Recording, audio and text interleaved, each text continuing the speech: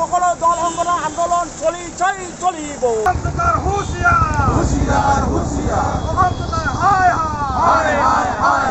সাংবাদিক হত্যাকাৰী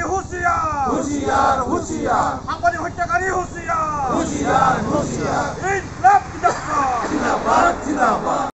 সাংবাদিক সন্থাৰ আহ্বান মৰ্মে আমি গোৱালপাৰা জিলা সাংবাদিক সন্থাই পৰাগ ভূঞাৰ হত্যাকাণ্ডৰ প্ৰতিবাদত আমি কলা বেজ পৰিধান কৰি আজি এক প্ৰতিবাদী কাৰ্যসূচী আমি ৰূপায়ণ কৰিলোঁ।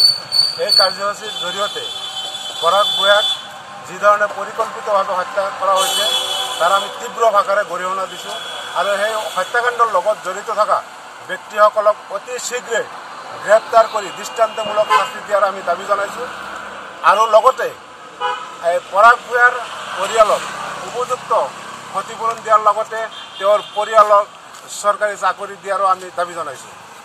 অতি শীঘ্ৰে যদি পৰাগ ভূঞাৰ হত্যাকাণ্ডৰ লগত জড়িত থকা ব্যক্তিসকলক কাৰায়ত্ব কৰি দৃষ্টান্তমূলক শাস্তি দিব নোৱাৰে তেনেহ'লে আমি সাংবাদিকসকলে বিভিন্ন দল সংগঠনৰ সহযোগত আমি তীব্ৰ ইয়াতকৈ ভয়ংকৰ আন্দোলন গঢ়ি তুলিবলৈ বাধ্য হওঁ।